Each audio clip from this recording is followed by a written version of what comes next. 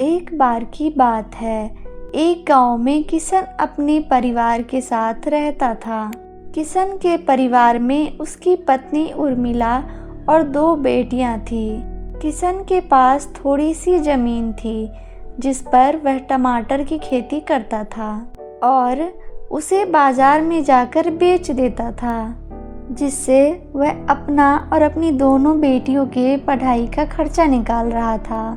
किशन बाजार में जहां अपने टमाटर का ठेला लगाता था, वहीं एक रामू नाम का किसान भी टमाटर का ठेला लगाता था।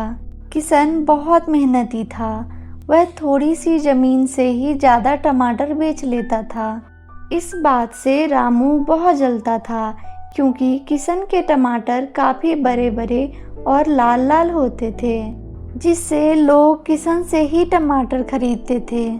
वहीं रामू के टमाटर काफ़ी छोटे छोटे होते थे और वह किशन से 2 गुने दाम पर बेचना चाहता था, जिसके वजह से रामू से कोई भी टमाटर नहीं खरीदता था। रामू सुबह से लेकर शाम तक अपने टमाटर का ठेला लगाए रहता, लेकिन फिर भी उसके टमाटर नहीं बिक पाते थे। लेकिन किशन के टमाटर दोपहर से पहले ही बिक जाते थे और वो बहुत पैसे कमा लेता था। एक दिन बहुत बारिश हो रही थी।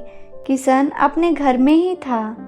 यही सही मौका है। किशन अभी अपने घर पे ही होगा।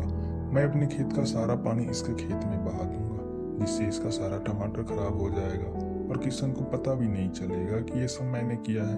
फिर तो लोगों को मेरा ही टमाटर खरीदना होगा।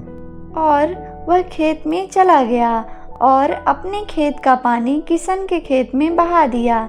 फिर अपने घर चला गया। अगले दिन जब किशन और उर्मिला खेत पर गए तो देखा कि खेत में पानी भरने की वजह से सारे टमाटर के पेड़ खराब हो गए थे।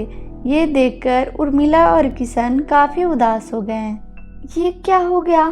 खेत में पानी भरने की वजह से सारे टमाटर के पौधे खराब हो गए हैं। अरे सारे टमाटर भी खराब हो गए हैं। अब मैं टमाटर बेचने कैसे जाऊंगा? इस खेत के टमाटर से ही तो हमारा घर का खर्च और दोनों बेटियों के स्कूल का फीस भर रहे हैं। अब तो नए पौधे लगाने होंगे। आपने पहले ही इस साल के टमाटर के खेतों में बहुत पैसा लगाया है। अब नए पौधे लगाने के पैसे कहाँ से आएंगे? मैं सेठ जी से कुछ पैसे मांग लेता हूँ। जब टमाटर बेचूंगा तो सारे पैसे वापस कर दूंगा। और किशन और उर्मिला उदास मन से खेत से वापस घर आ गए।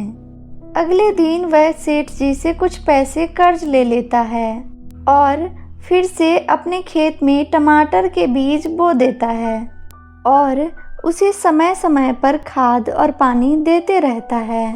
कुछ ही दिन में फिर से उसके खेतों में लाल लाल टमाटर भर जाते हैं और वह फिर से बाजार में अपने टमाटर का ठेला लगाने लगता है, जिससे लोग रामू के ठेले पर जाना बंद कर देते हैं। ये बात रामू को बिल्कुल भी अच्छी नहीं लगी। इस बार उसने किशन के खेतों में पौधे खराब होने की दवाई डाल दी। किशन जब अपने खेत में टमाटर तोड़ने गया तो वह देखता है कि उसके सारे टमाटर खराब हो गए थे। वह खाली हाथ अपने घर आ गया। क्या बात है, आज आपने टमाटर नहीं तोड़े? आज टमाटर बेचने नहीं जाना है क्या? हमारे खेत के टमाटर फिर से खराब हो गए हैं। इतना सुनकर उर्मिला भी उदास हो गई। उसके घर में कई दिनों से कुछ टमाटर पड़े हुए थे। तभी उनमें से आवाज आई, उदास मत हो किशन, तुम बहुत मेहनती और ईमानदार किसान हो, इसलिए मैं तुम्हारी परेशानी दूर कर सकती हूँ। तुम कौन हो? मैं एक जादुई टमाटर हूँ और किसने तुम्हारे टमाटर के खेत खराब किए हैं मैं जानती हूँ। उर्मिला ने उसे अपने हाथ में उठा लिया। तुम सच में हमारी परेशानी दूर कर सकती हो क्या? हाँ, तुम बताओ मैं तुम्हारे लिए क्या करूँ? तुम मेरे खेतों को टमाटरों से भरा हुआ खेत बना दो। ऐसा ही होगा। कल तुम अपने खेत में जाना, तुम्हें टमाटरों से भरा हुआ खेत मिलेगा। और फिर टमाटर गायब हो गया। अगले दिन किशन और उर्मिला जब खेत में गए तो देखा कि उसका खेत लाल लाल टमाटरों से भरा हुआ था। यह देखकर दोनों बहुत खुश हुए।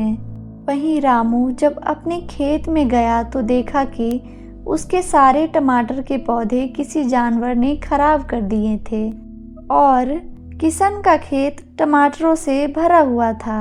रामू को अब अपने किए पर बहुत पछतावा हुआ और उसने किशन के घर जाकर किशन से माफ़ी मांगी।